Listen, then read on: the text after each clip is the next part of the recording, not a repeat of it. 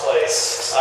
That in spite of an actual election fraud due to human error, they have decided the constituents wound up endorsing 2 election fraud conspiracy theorists to run for Secretary of State and Attorney General in the fall, respectively.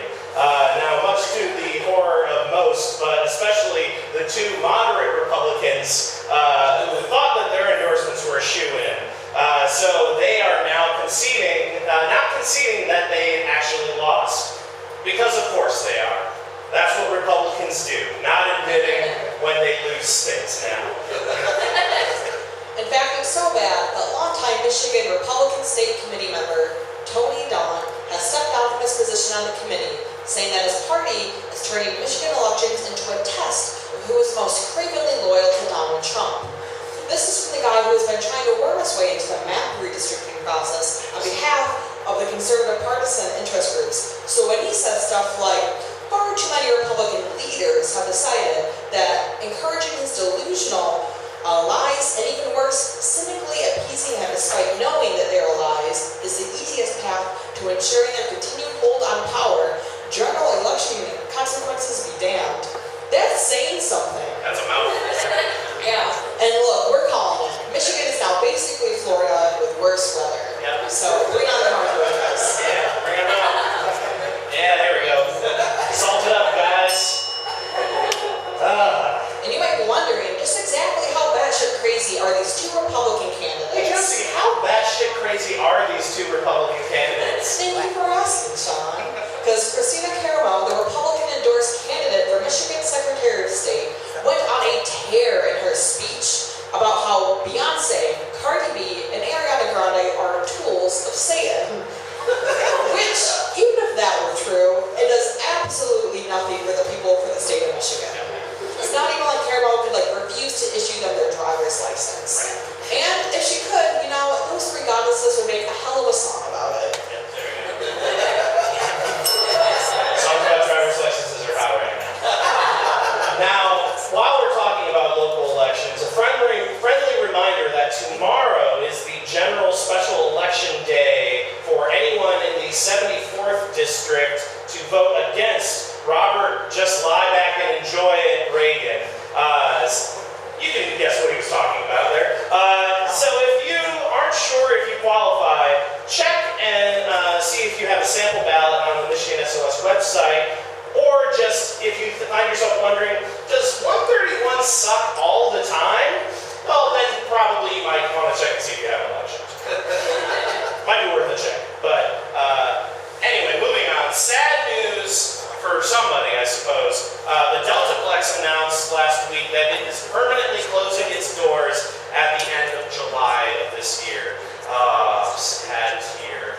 The once de facto location for major events and concerts, not so much after the opening of Van Andel Arena. So the Deltaplex became more known as a second choice venue for concerts like Bass Nectar and Five Finger Death Punch and the basketball team that you all forgot that we had. And recently a hub for anti-mask political rallies. That is a real picture from last year. Yep. No word yet on when they decide to hold the exorcisms. A new scientific study is warning that climate change can increase our likelihood for a health pandemic. Man, I wonder what that would be like. The study found that as environmental climate shift, animals will migrate to new areas and bring along new bacteria that can jump to humans. I know. Well, who knew that we had to cancel the beloved movie Homeward Bound decades later for environmental terrorism? Shadow, no! I'm glad this is all hypothetical though, and not yet a reality that we live in. Completely unrelated, an inmate in Colorado became the first human to test positive for the bird flu outbreak that has been surging this past few months after working on a chicken farm.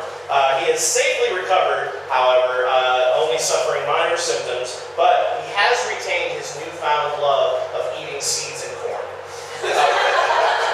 Now, between this and the man who received a pig heart transplant and the thousands of people who may or may not still be using horse dewormer, it's actually apparently George Orwell's Animal Farm that we need to be afraid of, and not 1984 like we had all expected. Some animals are worth more equal than others, indeed. To go along with this, the CDC is recommending that people stop using bird feeders this year as reports of the avian flu continue to rise. So expect them to double back on this and enforce that everybody use bird feeders in about a year from now. Everybody's Luckily, some of the more conservative birds have gotten on board with the new regulations thanks to celebrity engagement. Man in Aurora, Colorado. Man, something's going on in Colorado, everybody. I don't know. Must be all that weed. Anyway, they walked into a Target store. That well-adjusted gentleman right there. He walked into a Target with a hatchet and started just throwing it around. He racked up over $5,000 in damaged merchandise. To be fair, he was actually aiming for the center of the store, which would have been worth $10,000.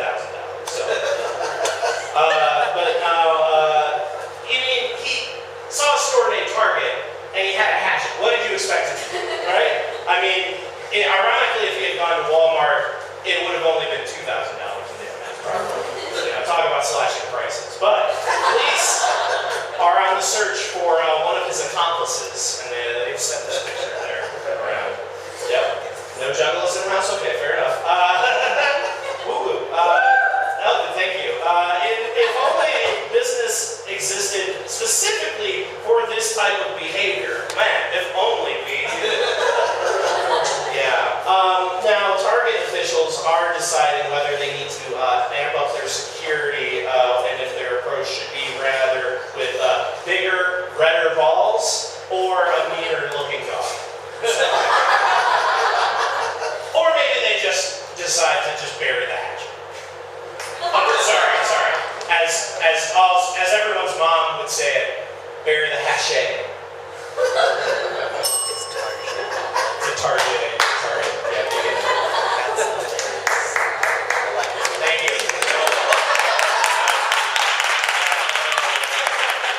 It's too late now. A Tory member of British Parliament, Neil Parish, has resigned after being caught looking at tractor porn on his cell phone while waiting for a vote. You would think a conservative like Parish prefer an old-fashioned plow without fancy machinery, but he has inspired a new spin on the classic country hit. He thinks just the tractor is sexy. Don't Google tractor porn, everybody. Just don't worry about it. Many people now may disagree on whether or not we should be defunding the police, but not us though. Justice for Patrick Blue. But we all can agree that firefighters pretty rad.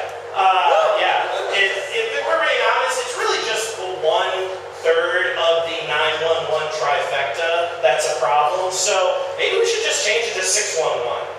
Save some money that way. Now, if you're looking for a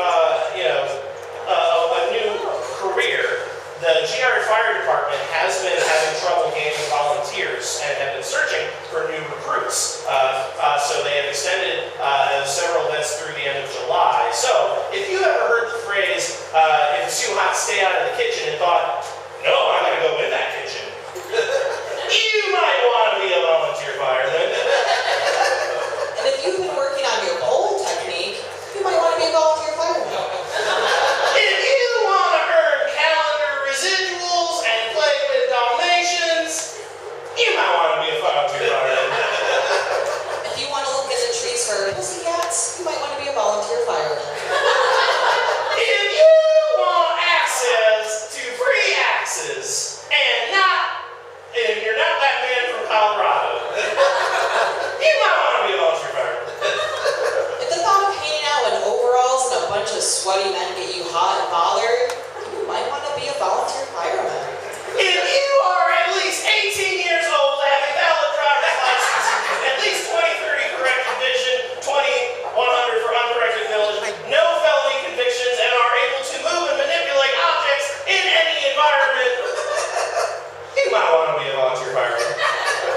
If you are able to pass an agility test that features a stair climb, ladder raise, extension, forcible entry, search and rescue, calling breach and pull, equipment carry, including a hose drag, you might want to be a volunteer fireman.